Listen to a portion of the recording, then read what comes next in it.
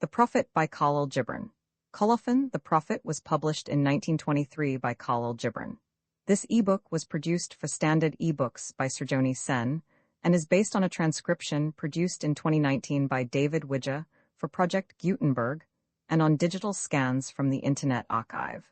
The cover page is adapted from the Arab Sage, a painting completed in the 19th century by an unknown German painter. The cover and title pages feature the League Spartan and Sots Mill Gaudi typefaces created in 2014 and 2009 by the League of Movable Type. This edition was released on February 11, 2025, 7:25 p.m., and is based on revision 5092 FC0. The first edition of this ebook was released on July 17, 2019, 4:30 p.m. You can check for updates to this ebook, view its revision history, or download it for different e-reading systems at standardbooksorg/ebooks/Khalil-Gibran/The Prophet. The volunteer-driven Standard eBooks project relies on readers like you to submit typos, corrections, and other improvements. Anyone can contribute at Standard Booksorg. Then Almitra spoke, saying, "We would ask now of death." And he said, "You would know the secret of death. But how shall you find it unless you seek it in the heart of life? The owl whose night-bound eyes are blind unto the day cannot unveil the mystery of light. If you would indeed behold the spirit of death, open your heart wide unto the body of life. For life and death are one, even as the river and the sea are one. In the depth of your hopes and desires lies your silent knowledge of the beyond, and like seeds dreaming beneath the snow, your heart dreams of spring.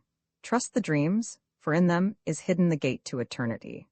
Your fear of death is but the trembling of the shepherd when he stands before the king, whose hand is to be laid upon him in honor. Is the shepherd not joyful beneath his trembling, that he shall wear the mark of the king? Yet is he not more mindful of his trembling? For what is it to die but to stand naked in the wind and to melt into the sun? And what is it to cease breathing, but to free the breath from its restless tides, that it may rise and expand and seek God unencumbered?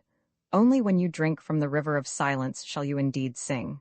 And when you have reached the mountain top, then you shall begin to climb. And when the earth shall claim your limbs, then shall you truly dance." Then an old man, a keeper of an inn, said, "Speak to us of eating and drinking." And he said, "Would that you could live on the fragrance of the earth, and like an air plant be sustained by the light. But since you must kill to eat, and rub the newly born of its mother's milk to quench your thirst, let it then be an act of worship, and let your bod stand an altar on which the pure and the innocent of forest and plain are sacrificed for that which is purer and still more innocent in man. When you kill a beast, say to him in your heart, by the same power that slays you, I too am slain, and I too shall be consumed. For the law that delivered you into my hand shall deliver me into a mightier hand. Your blood and my blood is naught but the sap that feeds the tree of heaven. And when you crush an apple with your teeth, say to it in your heart, your seeds shall live in my body, and the buds of your tomorrow shall blossom in my heart, and your fragrance shall be my breath. And together we shall rejoice through all the seasons. And in the autumn, when you gather the grapes of your vineyards for the winepress, say in your heart, I too am a vineyard, and my fruit shall be gathered for the winepress, and like new wine I shall be kept in eternal vessels. And in winter, when you draw the wine, let there be in your heart a song for each cup, and let there be in the song a remembrance for the autumn days, and for the vineyard, and for the winepress. And an orator said, Speak to us of freedom. And he answered, At the city gate and by your fireside, I have seen you prostrate yourself and worship your own freedom, even as slaves humble themselves before a tyrant and praise him though he slays them. I, in the grove of the temple and in the shadow of the citadel, I have seen the freest among you wear their freedom as a yoke and a handcuff. And my heart bled within me, for you can only be free when even the desire of seeking freedom becomes a harness to you, and when you cease to speak of freedom as a goal and a fulfillment. You shall be free indeed when your days are not without a care nor your nights without a want and a grief, but rather when these things girdle your life, and yet you rise above them naked and unbound. And how shall you rise beyond your days and nights, unless you break the chains which you at the dawn of your understanding have fastened around your noon hour? In truth, that which you call freedom is the strongest of these chains, though its links glitter in the sun and dazzle your eyes. And what is it but fragments of your own self you would discard that you may become free? If it is an unjust law you would abolish, that law was written with your own hand upon your own forehead. You cannot erase it by burning your law books nor by washing the foreheads of your judges, though you paw the sea upon them. And if it is a despot you would dethrone, see first that his throne erected within you is destroyed. For how can a tyrant rule the free and the proud, but for a tyranny in their own freedom and a shame in their own pride? And if it is a care you would cast off, that care has been chosen by you rather than imposed upon you. And if it is a fear you would dispel, the seat of that fear is in your heart and not in the hand of the feared. Verily all things move within your being in constant half embrace, the desired and the dreaded, the repugnant and the cherished, the pursued and that which you would escape. These things move within you as lights and shadows in pairs that cling. And when the shadow fades and is no more, the light that lingers becomes a shadow to another light. And thus your freedom, when it loses its fetters, becomes itself the fetter of a greater freedom. And a youth said, Speak to us of friendship. And he answered, saying, Your friend is your needs answered. He is your field which you sow with love and reap with thanksgiving, and he is your bard and your fireside. For you come to him with your hunger, and you seek him for peace. When your friend speaks his mind, you fear not the nay in your own mind, nor do you withhold the I. And when he is silent, your heart ceases not to listen to his heart, for without words in friendship, all thoughts, all desires, all expectations are born and shared, with joy that is unacclaimed. When you part from your friend, you grieve not, for that which you love most in him may be clearer in his absence, as the mountain to the climber is clearer from the plain. And let there be no purpose in friendship save the deepening of the spirit. For love that seeks aught but the disclosure of its own mystery is not love, but a net cast forth, and only the unprofitable is caught. And let your best be for your friend. If he must know the ebb of your tide, let him know its flood also. For what is your friend that you should seek him with hours to kill? Seek him always with hours to live. For it is his to fill your need, but not your emptiness. And in the sweetness of friendship let there be laughter, and sharing of pleasures. For in the dew of little things the heart finds its morning, and is refreshed. Then said a rich man, Speak to us of giving. And he answered, You give but little when you give of your possessions.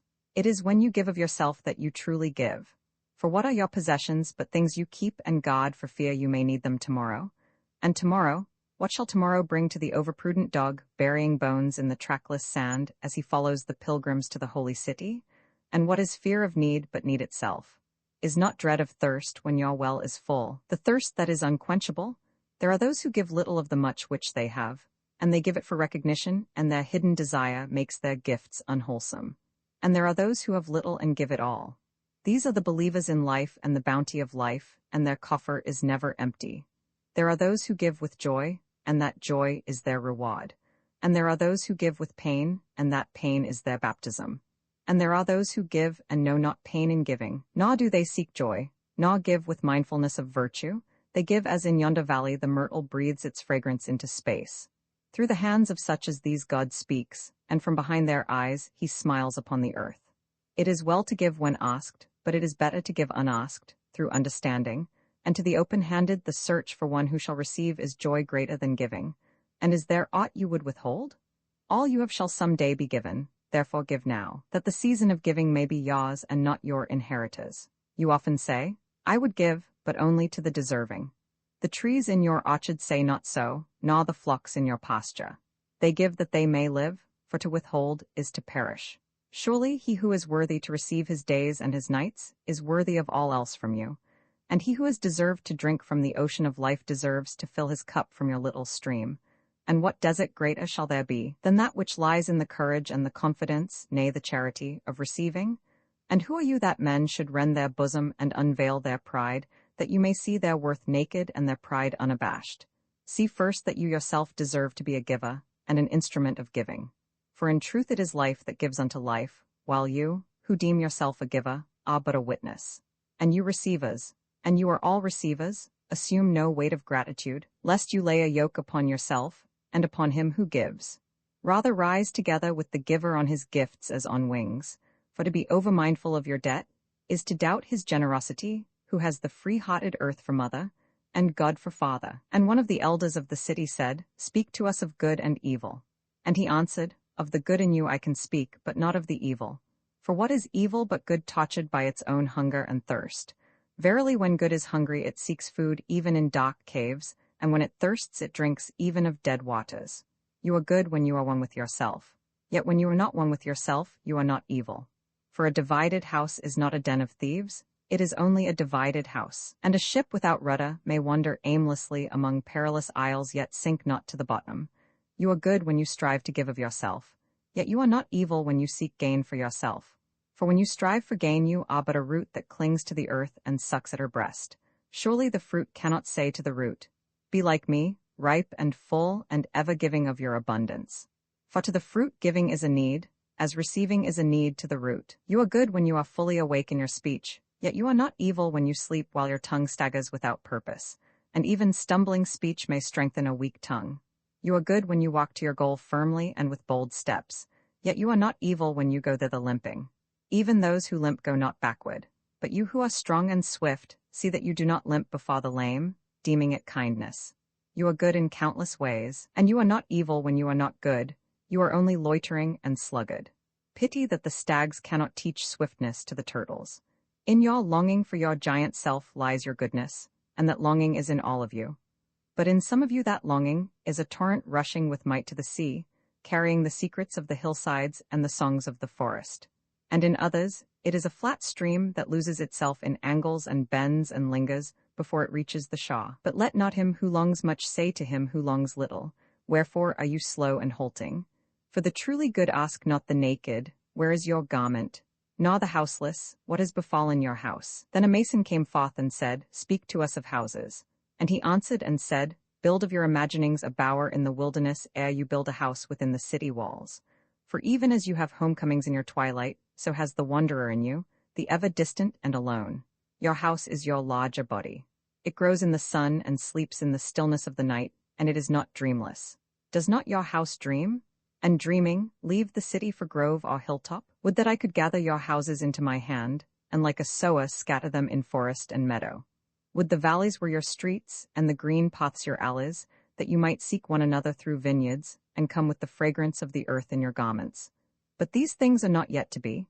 In their fear your forefathers gathered you too near together, and that fear shall endure a little longer. A little longer shall your city walls separate your hearths from your fields. And tell me, people of Orphalese, what have you in these houses? And what is it you guard with fastened doors? Have you peace, the quiet urge that reveals your power? Have you remembrances, the glimmering arches that span the summits of the mind? Have you beauty, that leads the heart from things fashioned of wood and stone to the holy mountain? Tell me, have you these in your houses? Or have you only comfort, and the lust for comfort, that stealthy thing that enters the house a guest, and then becomes a host, and then a master, aye, and it becomes a tamer, and with hook and scourge makes puppets of your larger desires?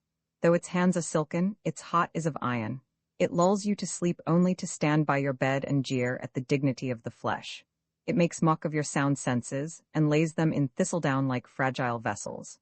Verily the lust for comfort murders the passion of the soul, and then walks grinning in the funeral. But you, children of space, you restless in rest, you shall not be trapped nor tamed. Your house shall be not an anchor but a mast. It shall not be a glistening film that covers a wound, but an eyelid that guards the eye. You shall not fold your wings that you may pass through doors, nor bend your heads that they strike not against a ceiling, nor fear to breathe lest walls should crack and fall down. You shall not dwell in tombs made by the dead for the living. And though of magnificence and splendor, your house shall not hold your secret nor shelter your longing. For that which is boundless in you abides in the mansion of the sky, whose door is the morning mist, and whose windows are the songs and the silences of night. Then a woman said, "Speak to us of joy and sorrow." And he answered, "Your joy is your sorrow unmasked, and the self-same well from which your laughter rises was oftentimes filled with your tears. And how else can it be? The deeper that sorrow carves into your being, the more joy you can contain. Is not the cup that holds your wine the very cup that was burned in the potter's oven? And is not the lute that soothes your spirit the very wood that was hollowed with knives? When you are joyous, look deep into your heart, and you shall find it is only that which has given you sorrow that is giving you joy. When you are sorrowful, look again in your heart, and you shall see that in truth you are weeping for that which has been your delight. Some of you say, joy is greater than sorrow, and others say, nay, sorrow is the greater. But I say unto you, they are inseparable. Together they come, and when one sits alone with you at your board, remember that the other is asleep upon your bed. Verily, you are suspended like scales between your sorrow and your joy. Only when you are empty are you at standstill and balanced. When the treasure-keeper lifts you to weigh his gold and his silver, needs must your joy, or your sorrow rise or fall. Then a lawyer said, "But what of our laws, master?" And he answered, "You delight in laying down laws, yet you delight more in breaking them. Like children playing by the ocean who build sand towers with constancy and then destroy them with laughter. But while you build your sand towers, the ocean brings more sand to the shore, and when you destroy them, the ocean laughs with you. Verily, the ocean laughs always with the innocent. But what of those to whom life is not an ocean? And man-made laws are not sand towers, but to whom life is a rock, and the law a chisel with which they would carve it in their own likeness? What of the cripple who hates dancers? What of the ox who loves his yoke and deems the elk and deer of the forest stray and vagrant things? What of the old serpent who cannot shed his skin and calls all others naked and shameless? And of him who comes early to the wedding feast, and when overworked and tired, goes his way saying that all feasts are violation and all feasters lawbreakers? What shall I say of these save that they too stand in the sunlight, but with their backs to the sun? They see only their shadows, and their shadows are their laws. And what is the sun to them but a caster of shadows? And what is it to acknowledge the laws but to stoop down and trace their shadows upon the earth? But you who walk facing the sun, what images drawn on the earth can hold you? You who travel with the wind, what weather vane shall direct your course? What man's law shall bind you if you break your yoke, but upon no man's prison door? What laws shall you fear if you dance, but stumble against no man's iron chains? And who is he that shall bring you to judgment if you tear off your garment yet leave it in no man's path? People of Orphalese, you can muffle the drum, and you can loosen the strings of the lyre, but who shall command the skylark not to sing? Then said Almitra, "Speak to us of love." And he raised his head and looked upon the people, and there fell a stillness upon them. And with a great voice he said, "When love beckons to you, follow him, though his ways are hard and steep. And when his wings enfold you, yield to him, though the sod hidden among his pinions may wound you. And when he speaks to you, believe in him, though his voice may shatter your dreams as the north wind lays waste the garden. For even as love crowns you, so shall he crucify you. Even as he is for your growth, so is he for your pruning. Even as he ascends to your height and caresses your tenderest branches that quiver in the sun, so shall he descend to your roots and shake them in their clinging to the earth. Like sheaves of corn, he gathers you unto himself. He threshes you to make you naked. He sifts you to free you from your husks. He grinds you to whiteness. He kneads you until you are pliant, and then he assigns you to his sacred fire, that you may become sacred bread for God's sacred feast. All these things shall love do unto you, that you may know the secrets of your heart, and in that knowledge become a fragment of life's heart. But if in your fear you would seek only love's peace and love's pleasure, then it is better for you that you cover your nakedness and pass out of love's threshing floor into the seasonless world where you shall laugh, but not all of your laughter, and weep, but not all of your tears. Love gives not but itself and takes not but from itself. Love possesses not nor would it be possessed, for love is sufficient unto love. When you love, you should not say, "God is in my heart," but rather, "I am in the heart of God." And think not you can direct the course of love, for love, if it finds you worthy, directs your course. Love has no other desire but to fulfill itself.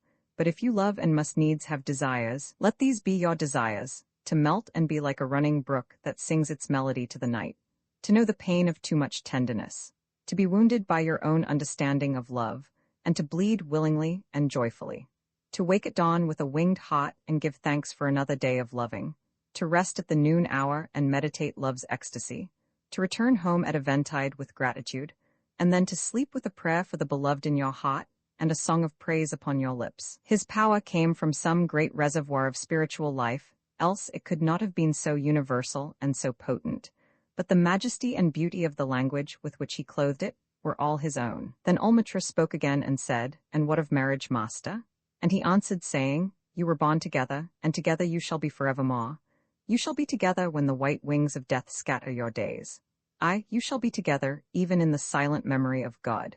But let there be spaces in your togetherness, and let the winds of the heavens dance between you. Love one another, but make not a bond of love. Let it rather be a moving sea between the shores of your souls. Fill each other's cup, but drink not from one cup. Give one another of your bread, but eat not from the same loaf. Sing and dance together, and be joyous, but let each one of you be alone, even as the strings of a lute are alone, though they quiver with the same music. Give your hearts, but not into each other's keeping. For only the hand of life can contain your hearts, and stand together, yet not too near together. For for the pillars of the temple stand apart, and the oak tree and the cypress grow not in each other's shadow. And a woman spoke, saying, Tell us of pain. And he said, Your pain is the breaking of the shell that encloses your understanding. Even as the stone of the fruit must break, that its heart may stand in the sun, so must you know pain. And could you keep your heart in wonder at the daily miracles of your life, your pain would not seem less wondrous than your joy, and you would accept the seasons of your heart, even as you have always accepted the seasons that pass over your fields, and you would watch with serenity through the winters of your grief. Much of your pain is self-chosen. It is the bitter potion by which the physician within you heals your sick self. Therefore trust the physician, and drink his remedy in silence and tranquility, for his hand, though heavy and hard, is guided by the tender hand of the unseen, and the cup he brings, though it burn your lips, has been fashioned of the clay which the potter has moistened with his own sacred tears. Then a hermit who visited the city once a year came forth and said, Speak to us of pleasure. And he answered, saying, Pleasure is a freedom song, but it is not freedom. It is the blossoming of your desires, but it is not their fruit. It is a depth calling unto a height, but it is not the deep nor the high. It is the cage taking wing, but it is not space encompassed. I, in very truth, pleasure is a freedom song. And I fain would have you sing it with fullness of heart, yet I would not have you lose your hearts in the singing. Some of your youth seek pleasure as if it were all, and they are judged and rebuked. I would not judge nor rebuke them. I would have them seek. For they shall find pleasure, but not her alone. 7 are her sisters, and the least of them is more beautiful than pleasure. Have you not heard of the man who was digging in the earth for roots and found a treasure? And some of your elders remember pleasures with regret like wrongs committed in drunkenness. But regret is the beclouding of the mind and not its chastisement. They should remember their pleasures with gratitude, as they would the harvest of a summer. Yet if it comforts them to regret, let them be comforted. And there are among you those who are neither young to seek nor old to remember, and in their fear of seeking and remembering they shun all pleasures, lest they neglect the spirit or offend against it. But even in their foregoing is their pleasure. And thus they too find a treasure, though they dig for roots with quivering hands. But tell me, who is he that can offend the spirit? Shall the nightingale offend the stillness of the night, or the firefly the stars? And shall your flame or your smoke burden the wind? Think you the spirit is a still pool which you can trouble with a staff? Oftentimes in denying yourself pleasure you do, but store the desire in the recesses of your being. Who knows but that which seems omitted today waits for tomorrow? Even your body knows its heritage and its rightful need, and will not be deceived. And your body is the hop of your soul, and it is yours to bring forth sweet music from it, or confused sounds. And now you ask in your heart, How shall we distinguish that which is good in pleasure from that which is not good? Go to your fields and your gardens, and you shall learn that it is the pleasure of the bee to gather honey of the flower, but it is also the pleasure of the flower to yield its honey to the bee. For to the bee, a flower is a fountain of life, and to the flower, a bee is a messenger of love. And to both bee and flower, the giving and the receiving of pleasure is a need and an ecstasy. People of Opheles, be in your pleasures like the flowers and the bees. Then a priestess said, Speak to us of prayer. And he answered, saying, You pray in your distress and in your need. Would that you might pray also in the fullness of your joy and in your days of abundance. For what is prayer but the expansion of yourself into the living ether? And if it is for your comfort to pour your darkness into space, it is also for your delight to pour forth the dawning of your heart. And if you cannot but weep when your soul summons you to prayer, she should spur you again, and yet again, though weeping, until you shall come laughing. When you pray, you rise to meet in the air those who are praying at that very hour, and whom save in prayer you may not meet. Therefore let your visit to that temple invisible be for naught but ecstasy and sweet communion. For if you should enter the temple for no other purpose than asking you shall not receive, and if you should enter into it to humble yourself, you shall not be lifted. Or even if you should enter into it to beg for the good of others, you shall not be heard. It is enough that you enter the temple invisible. I cannot teach you how to pray in words. God listens not to your words save when he himself utters them through your lips. And I cannot teach you the prayer of the seas and the forests and the mountains. But you who are born of the mountains and the forests and the seas can find their prayer in your heart. And if you but listen in the stillness of the night, you shall hear them saying in silence, Our God, who art our winged self, it is thy will in us that willeth. It is thy desire in us that desireth. It is thy urge in us that would turn our nights, which are thine, into days which are thine also. We cannot ask thee for aught, For thou knowest our needs before they are born in us. Thou art our need, and in giving us more of thyself thou givest us all. And the priestess spoke again and said, Speak to us of reason and passion. And he answered, saying, Your soul is oftentimes a battlefield, upon which your reason and your judgment wage war against your passion and your appetite. Would that I could be the peacemaker in your soul, that I might turn the discord and the rivalry of your elements into oneness and melody. But how shall I, unless you yourselves be also the peacemakers, nay, the lovers of all your elements? Your reason and your passion are the rudder and the sails of your seafaring soul. If either your sails or your rudder be broken, you can but toss and drift, or else be held at a standstill in mid-seas. For reason, ruling alone, is a force confining, and passion, unattended, is a flame that burns to its own destruction. Therefore let your soul exalt your reason to the height of passion, that it may sing, and let it direct your passion with reason, that your passion may live through its own daily resurrection, and like the phoenix rise above its own ashes. I would have you consider your judgment and your appetite, even as you would two loved guests in your house. Surely, you would not honor one guest above the other, for he who is more mindful of one loses the love and the faith of both. Among the hills, when you sit in the cool shade of the white poplars, sharing the peace and serenity of distant fields and meadows, then let your heart say in silence, God rests in reason. And when the storm comes, and the mighty wind shakes the forest, and thunder and lightning proclaim the majesty of the sky, then let your heart say in awe, God moves in passion. And since you are a breath in God's sphere, and a leaf in God's forest, you too should rest in reason and move in passion. And an old priest said, Speak to us of religion. And he said, Have I spoken this day of aught else? Is not religion all deeds and all reflection, and that which is neither deed nor reflection, but a wonder and a surprise ever springing in the soul, even while the hands hew the stone or tend the loom? Who can separate his faith from his actions, or his belief from his occupations? Who can spread his hours before him, saying, This for God and this for myself, this for my soul, and this other for my body? All your hours are wings that beat through space from self to self. He who wears his morality, but as his best garment were better naked. The wind and the sun will tear no holes in his skin. And he who defines his conduct by ethics imprisons his songbird in a cage. The freest song comes not through bars and wires. And he to whom worshipping is a window, to open but also to shut, has not yet visited the house of his soul, whose windows are from dawn to dawn. Your daily life is your temple and your religion. Whenever you enter into it, take with you your all. Take the plough and the forge and the mallet and the lute, the things you have fashioned in necessity, or for delight. For in reverie, you cannot rise above your achievements nor fall lower than your failures. And take with you all men, for in adoration, you cannot fly higher than their hopes nor humble yourself lower than their despair. And if you would know God, be not therefore a solver of riddles. Rather look about you, and you shall see him playing with your children. And look into space, you shall see him walking in the cloud, outstretching his arms in the lightning and descending in rain.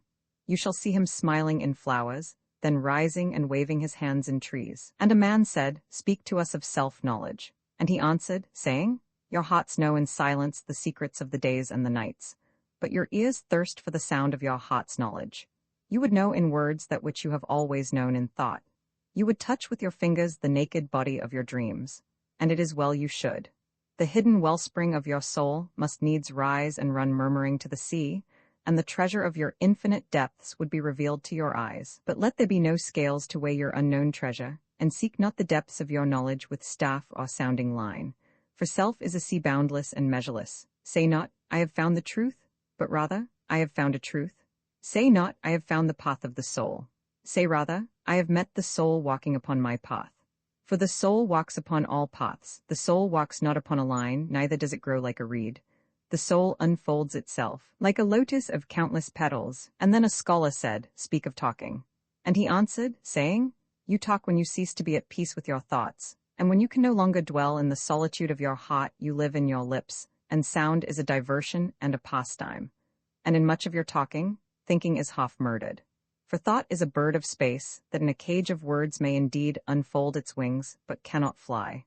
There are those among you who seek the talkative through fear of being alone. The silence of aloneness reveals to their eyes their naked selves, and they would escape. And there are those who talk, and without knowledge or forethought, reveal a truth which they themselves do not understand. And there are those who have the truth within them, but they tell it not in words. In the bosom of such as these the Spirit dwells in rhythmic silence. When you meet your friend on the roadside or in the marketplace, let the Spirit in you move your lips and direct your tongue. Let the voice within your voice speak to the ear of his ear. For his soul will keep the truth of your heart, as the taste of the wine is remembered when the color is forgotten, and the vessel is no more. Then said a teacher, Speak to us of teaching. And he said, No man can reveal to you aught but that which already lies half asleep in the dawning of your knowledge. The teacher who walks in the shadow of the temple, among his followers, gives not of his wisdom, but rather of his faith and his lovingness. If he is indeed wise, he does not bid you enter the house of his wisdom, but rather leads you to the threshold of your own mind. The astronomer may speak to you of his understanding of space, but he cannot give you his understanding. The musician may sing to you of the rhythm which is in all space, but he cannot give you the ear which arrests the rhythm, nor the voice that echoes it. And he who is versed in the science of numbers can tell of the regions of weight and measure, but he cannot conduct you thither. For the vision of one man lends not its wings to another man. And even as each one of you stands alone in God's knowledge, so must each one of you be alone in his knowledge of God and in his understanding of the earth. And an astronomer said, Master, what of time? And he answered, You would measure time the measureless and the immeasurable. You would adjust your conduct and even direct the course of your spirit according to hours and seasons. Of time you would make a stream upon whose bank you would sit and watch its flowing. Yet the timeless in you is aware of life's timelessness, and knows that yesterday is but today's memory and tomorrow is today's dream, and that which sings and contemplates in you is still dwelling within the bounds of that first moment which scattered the stars into space. Who among you does not feel that his power to love is boundless? And yet who does not feel that very love, though boundless, encompassed within the center of his being, and moving not from love thought to love thought, nor from love deeds to other love deeds? And is not time even as love is, undivided and paceless? But if in your thought you must measure time into seasons, let each season encircle all the other seasons, and let today embrace the past with remembrance and the future with longing. The prophet, Then a plowman said, Speak to us of work. And he answered, saying, You work that you may keep pace with the earth and the soul of the earth.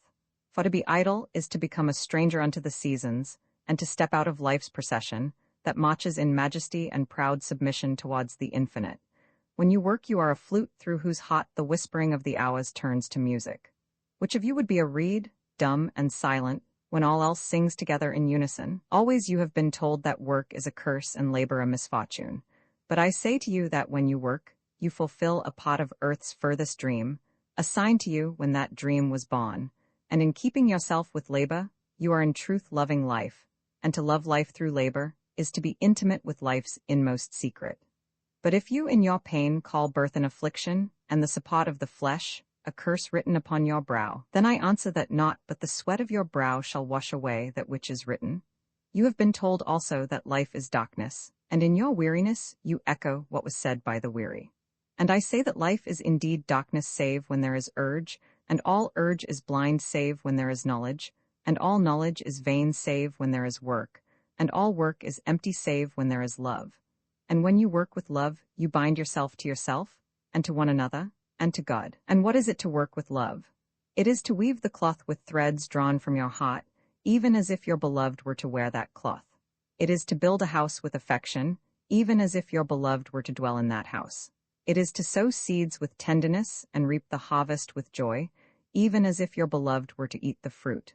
It is to charge all things you fashion with a breath of your own spirit, and to know that all the blessed dead are standing about you and watching. Often have I heard you say, as if speaking in sleep, He who works in marble and finds the shape of his own soul in the stone is nobler than he who plows the soil.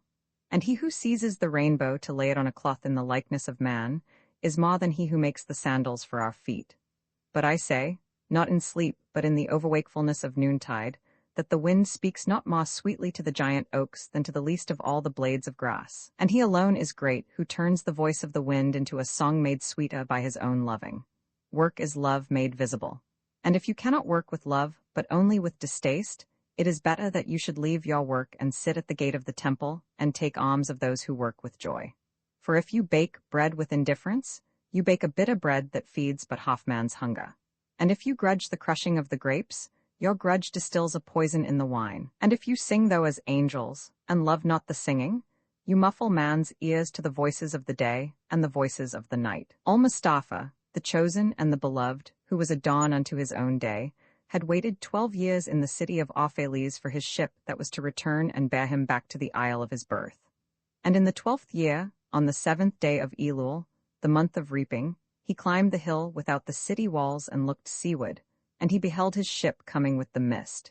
Then the gates of his heart were flung open, and his joy flew far over the sea, and he closed his eyes and prayed in the silences of his soul. But as he descended the hill, a sadness came upon him, and he thought in his heart, how shall I go in peace and without sorrow? Nay, not without a wound in the spirit shall I leave this city. Long were the days of pain I have spent within its walls, and long were the nights of aloneness, and who can depart from his pain and his aloneness without regret? Too many fragments of the spirit have I scattered in these streets, and too many are the children of my longing that walk naked among these hills, and I cannot withdraw from them without a burden and an ache. It is not a garment I cast off this day, but a skin that I tear with my own hands. Nor is it a thought I leave behind me, but a heart made sweet with hunger and with thirst. Yet I cannot tarry longer. The sea that calls all things unto her calls me, and I must embark. For to stay, though the hours burn in the night, is to freeze and crystallize and be bound in a mold. Fain would I take with me all that is here, but how shall I? A voice cannot carry the tongue and the lips that gave it wings. Alone must it seek the ether. And alone and without his nest shall the eagle fly across the sun. Now when he reached the foot of the hill, he turned again towards the sea, and he saw his ship approaching the harbor, and upon her prow the mariners, the men of his own land. And his soul cried out to them, and he said, Sons of my ancient mother, you riders of the tides, how often have you sailed in my dreams? And now you come in my awakening, which is my deeper dream. Ready am I to go, and my eagerness with sails full set awaits the wind. Only another breath will I breathe in this still air, only another loving look cast backward, and then I shall stand among you, a seafarer among seafarers. And you, vast sea, sleepless mother, who alone are peace and freedom to the river and the stream, only another winding will this stream make, only another murmur in this glade, and then shall I come to you, a boundless drop to a boundless ocean. And as he walked he saw from afar men and women leaving their fields and their vineyards and hastening towards the city gates. And he heard their voices calling his name, and shouting from field to field telling one another of the coming of his ship. And he said to himself, Shall the day of parting be the day of gathering? And shall it be said that my eve was in truth my dawn? And what shall I give unto him who has left his plough in mid-furrow, or to him who has stopped the wheel of his winepress? Shall my heart become a tree heavy laden with fruit, that I may gather and give unto them? And shall my desires flow like a fountain that I may fill their cups? Am I a hop that the hand of the mighty may touch me, or a flute that his breath may pass through me? A seeker of silences am I, and what treasure have I found in silences that I may dispense with confidence? If this is my day of harvest, in what fields have I sowed the seed, and in what unremembered seasons? If this indeed be the hour in which I lift up my lantern, it is not my flame that shall burn therein. Empty and dark shall I raise my lantern, and the guardian of the night shall fill it with oil, and he shall light it also. These things he said in words, but much in his heart remained unsaid, for he himself could not speak his deep a secret. And when he entered into the city, all the people came to meet him, and they were crying out to him as with one voice. And the elders of the city stood forth and said, Go not yet away from us. A noontide have you been in our twilight, and your youth has given us dreams to dream. No stranger are you among us, nor a guest, but our son and our dearly beloved. Suffer not yet our eyes to hunger for your face. And the priests and the priestesses said unto him, Let not the waves of the sea separate us now, and the years you have spent in our midst become a memory. You have walked among us a spirit, and your shadow has been a light upon our faces. Much have we loved you. But speechless was our love, and with veils has it been veiled. Yet now it cries aloud unto you, and would stand revealed before you. And ever has it been that love knows not its own depth, until the hour of separation. And others came also and entreated him. But he answered them not. He only bent his head, and those who stood near saw his tears falling upon his breast. And he and the people proceeded towards the great square before the temple. And there came out of the sanctuary a woman whose name was Almitra, and she was a seeress. And he looked upon her with exceeding tenderness, for it was she who had first sought and believed in him when he had been but a day in their city. And she hailed him, saying, Prophet of God, in quest of the uttermost, Long have you searched the distances for your ship. And now your ship has come, and you must needs go. Deep is your longing for the land of your memories and the dwelling place of your greater desires, and our love would not bind you nor our needs hold you. Yet this we ask ere you leave us, that you speak to us and give us of your truth. And we will give it unto our children, and they unto their children, and it shall not perish. In your aloneness you have watched with our days, and in your wakefulness you have listened to the weeping and the laughter of our sleep. Now therefore disclose us to ourselves, and tell us all that has been shown you of that which is between birth and death. And he answered, People of Opheles, of what can I speak save of that which is even now moving within your souls? And now it was evening. And Almitra the seeress said, Blessed be this day and this place and your spirit that has spoken. And he answered, Was it I who spoke? Was I not also a listener? Then he descended the steps of the temple, and all the people followed him. And he reached his ship and stood upon the deck. And facing the people again, he raised his voice and said, People of Opheles, the wind bids me leave you. Less hasty am I than the wind, yet I must go. We wanderers, ever seeking the lonely away, begin no day where we have ended another day, and no sunrise finds us where sunset left us. Even while the earth sleeps we travel. We are the seeds of the tenacious plant, and it is in our ripeness and our fullness of heart that we are given to the wind and are scattered. Brief were my days among you, and briefer still the words I have spoken. But should my voice fade in your ears, and my love vanish in your memory, then I will come again, and with a richer heart and lips more yielding to the Spirit will I speak. Yea, I shall return with the tide, and though death may hide me, and the greater silence enfold me, yet again will I seek your understanding. And not in vain will I seek. If aught I have said is truth, that truth shall reveal itself in a clearer voice, and in words more kin to your thoughts. I go with the wind, people of Opheles, but not down into emptiness, and if this day is not a fulfillment of your needs and my love, then let it be a promise till another day. Man's needs change, but not his love, nor his desire that his love should satisfy his needs. Know, therefore, that from the greater silence I shall return. The mist that drifts away at dawn, leaving but dew in the fields, shall rise and gather into a cloud and then fall down in rain. And not unlike the mist have I been. In the stillness of the night I have walked in your streets, and my spirit has entered your houses, and your heart beats were in my heart, and your breath was upon my face, and I knew you all. I knew your joy and your pain, and in your sleep your dreams were my dreams. And oftentimes I was among you awake among the mountains. I mirrored the summits in you and the bending slopes, and even the passing flux of your thoughts and your desires. And to my silence came the laughter of your children in streams, and the longing of your youths in rivers. And when they reached my depth, the streams and the rivers ceased not yet to sing. But sweeter still than laughter and greater than longing came to me. It was the boundless in you, the vast man in whom you are all but cells and sinews, he in whose chant all your singing is but a soundless throbbing. It is in the vast man that you are vast, and in beholding him that I beheld you and loved you. For what distances can love reach that are not in that vast sphere? What visions, what expectations, and what presumptions can outsaw that flight? Like a giant oak tree covered with apple blossoms is the vast man in you. His might binds you to the earth, his fragrance lifts you into space, and in his durability you are deathless. You have been told that, even like a chain, you are as weak as your weakest link. This is but half the truth.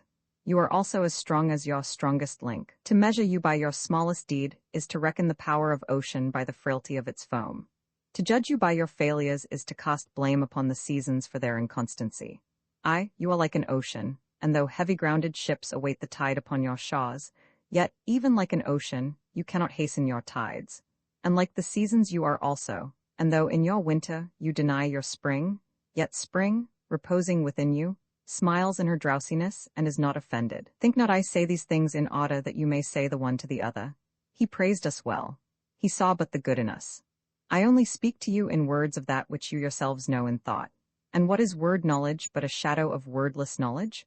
Your thoughts and my words are waves from a sealed memory that keeps records of our yesterdays, and of the ancient days when the earth knew not us nor herself, and of nights when earth was upwrought with confusion. Wise men have come to you to give you of their wisdom. I came to take of your wisdom, and behold, I have found that which is greater than wisdom. It is a flame spirit in you ever gathering more of itself, while you, heedless of its expansion, bewail the withering of your days. It is life in quest of life in bodies that fear the grave.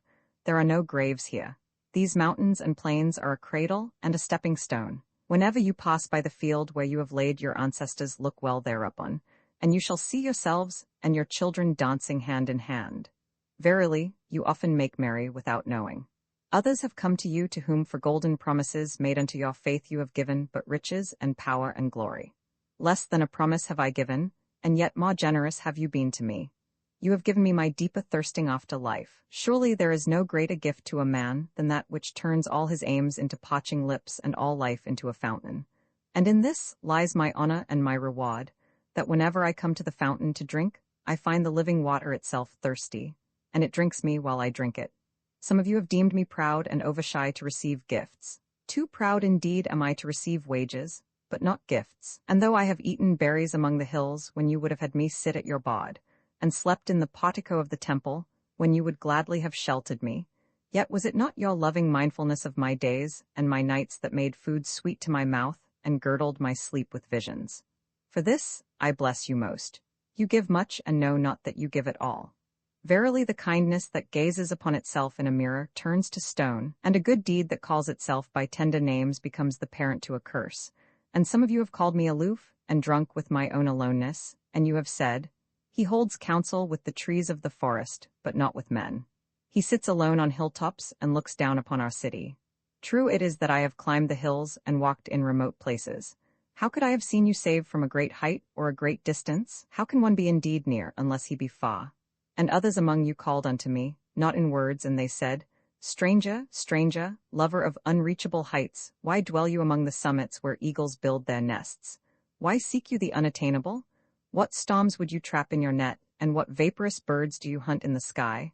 Come and be one of us. Descend and appease your hunger with our bread, and quench your thirst with our wine. In the solitude of their souls they said these things. But were their solitude deeper, they would have known that I sought but the secret of your joy and your pain, and I hunted only your larger selves that walk the sky. But the hunter was also the hunted, for many of my arrows left my bow only to seek my own breast. And the flyer was also the creeper, for when my wings were spread in the sun, their shadow upon the earth was a turtle. And I the believer was also the doubter, for often have I put my finger in my own wound, that I might have the greater belief in you and the greater knowledge of you.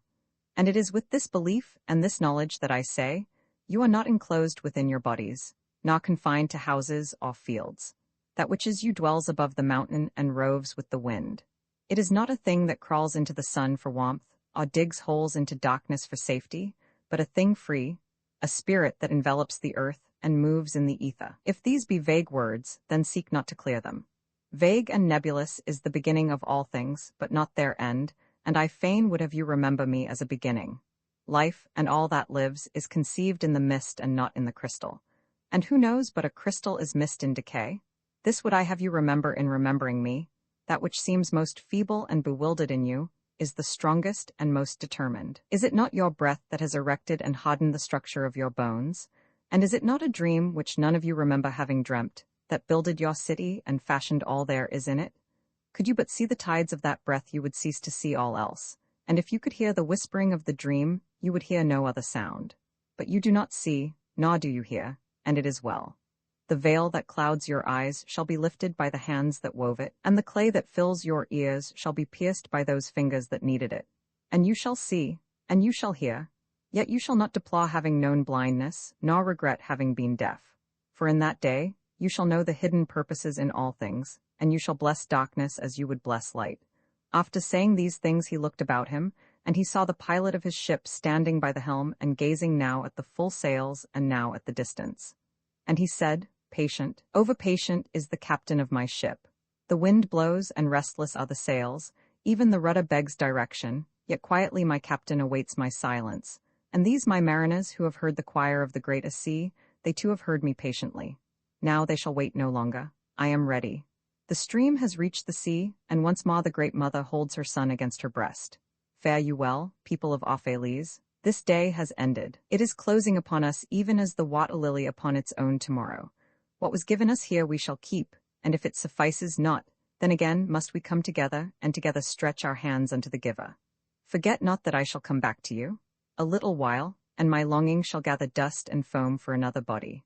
A little while, a moment of rest upon the wind, and another woman shall bear me. Farewell to you and the youth I have spent with you. It was but yesterday we met in a dream. You have sung to me in my aloneness, and I of your longings have built a tower in the sky. But now our sleep has fled and our dream is over, and it is no longer dawn. The noontide is upon us and our half-waking has turned to full a day, and we must part. If in the twilight of memory we should meet once more, we shall speak again together, and you shall sing to me a deeper song. And if our hands should meet in another dream, we shall build another tower in the sky. So saying he made a signal to the seamen, and straightway they weighed anchor and cast the ship loose from its moorings, and they moved eastward. And a cry came from the people as from a single heart, and it rose into the dusk, and was carried out over the sea like a great trumpeting.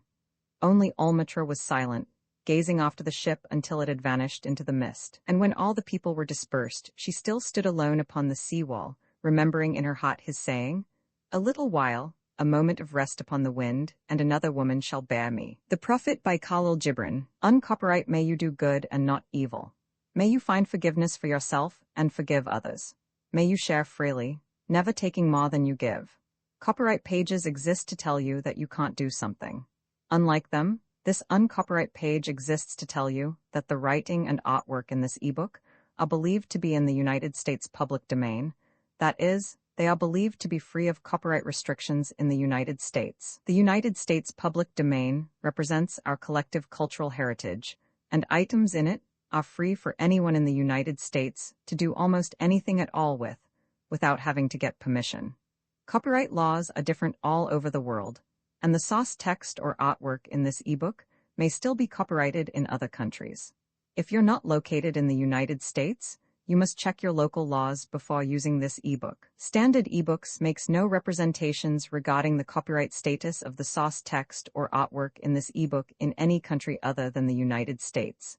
Non-authorship activities performed on items that are in the public domain, so-called sweat of the brow, work, don't create a new copyright.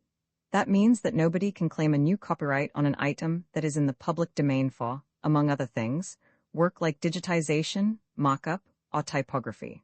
Regardless, the contributors to this ebook released their contributions under the terms in the CC 01.0 Universal Public Domain dedication, thus dedicating to the worldwide public domain all of the work they've done on this ebook, including but not limited to metadata, the title page, imprint, colophon, this uncopyright, and any changes or enhancements to, or mock-up on, the original text and artwork. This dedication doesn't change the copyright status of the source text or artwork.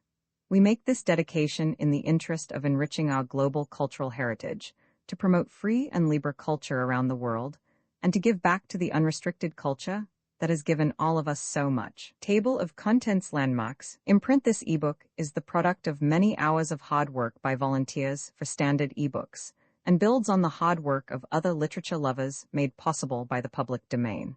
This particular ebook is based on a transcription from Project Gutenberg and on digital scans from the Internet Archive.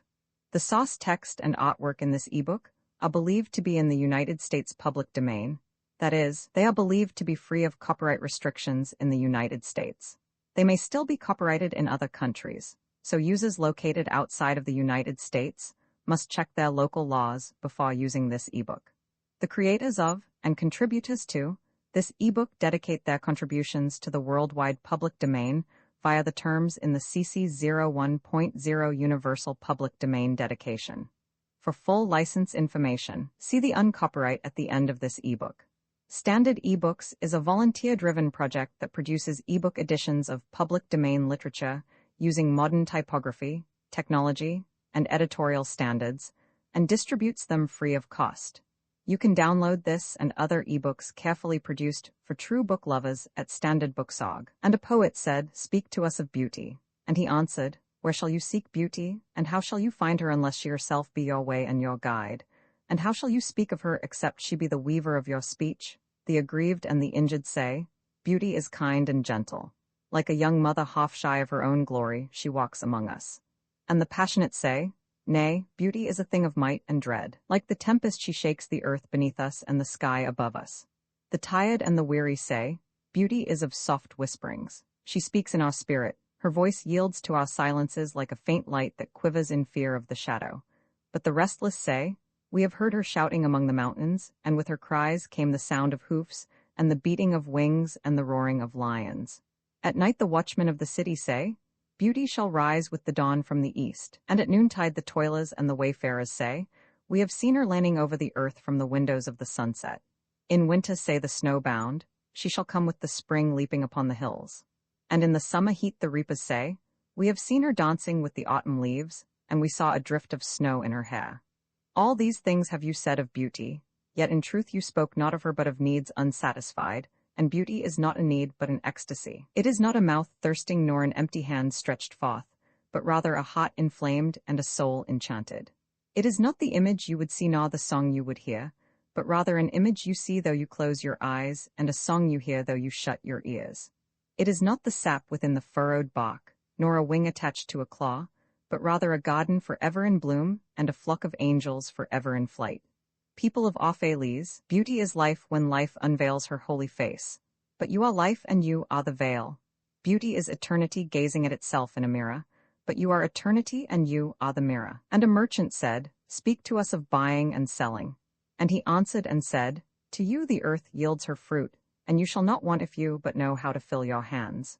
It is in exchanging the gifts of the earth that you shall find abundance and be satisfied.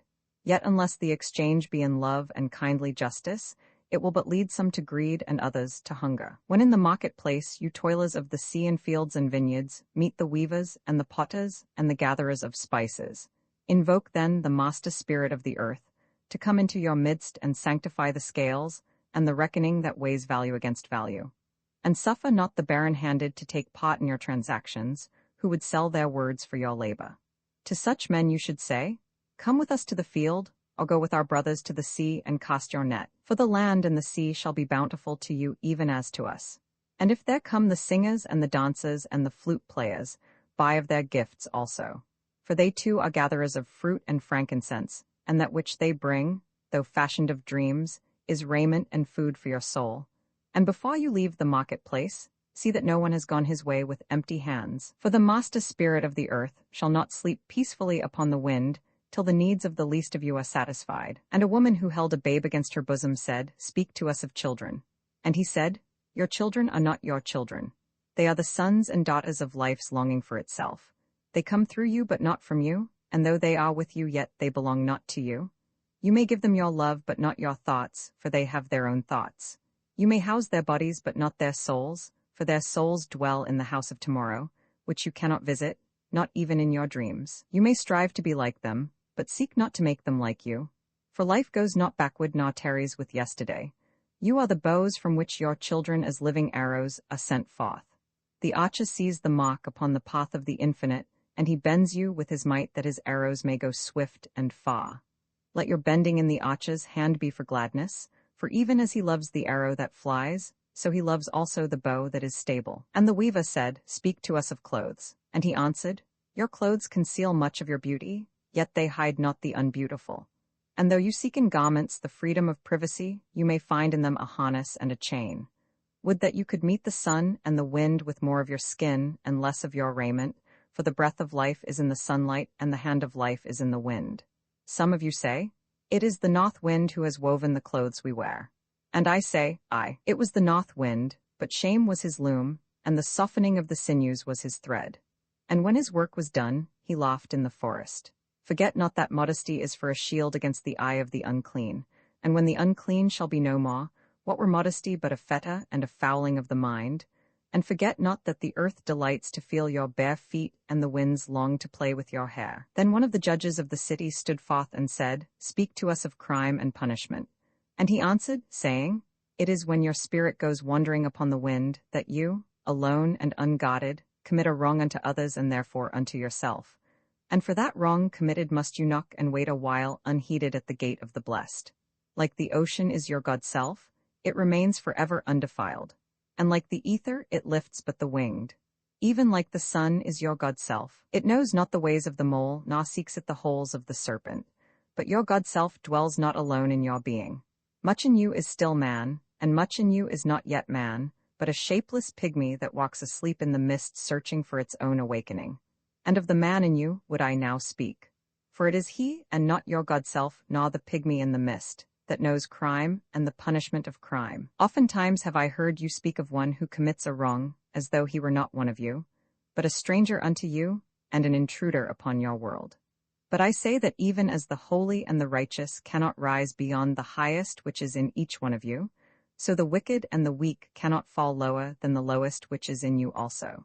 And as a single leaf turns not yellow, but with the silent knowledge of the whole tree, so the wrongdoer cannot do wrong without the hidden will of you all.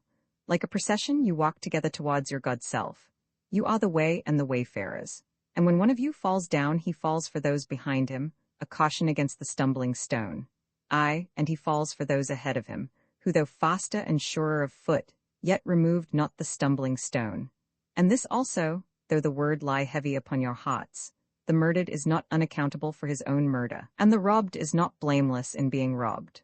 The righteous is not innocent of the deeds of the wicked, and the white-handed is not clean in the doings of the felon. Yea, the guilty is oftentimes the victim of the injured, and still more often the condemned is the burden-bearer for the guiltless and unblamed. You cannot separate the just from the unjust and the good from the wicked, for they stand together before the face of the sun, even as the black thread and the white are woven together. And when the black thread breaks, the weaver shall look into the whole cloth, and he shall examine the loom also. If any of you would bring to judgment the unfaithful wife, let him also weigh the heart of her husband in scales, and measure his soul with measurements. And let him who would lash the offender look unto the spirit of the offended.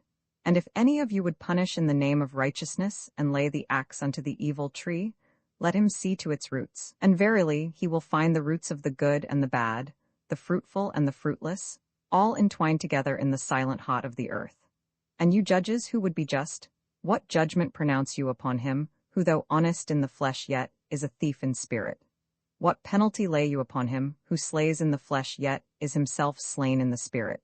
And how prosecute you him, who in action is a deceiver and an oppressor, yet who also is aggrieved and outraged? And how shall you punish those whose remorse is already greater than their misdeeds?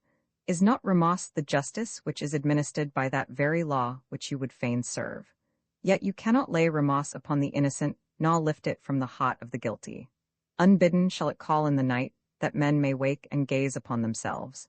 And you who would understand justice, how shall you unless you look upon all deeds in the fullness of light? Only then shall you know that the erect and the fallen are but one man standing in twilight between the night of his pygmy self and the day of his God self, and that the cornerstone of the temple is not higher than the lowest stone in its foundation.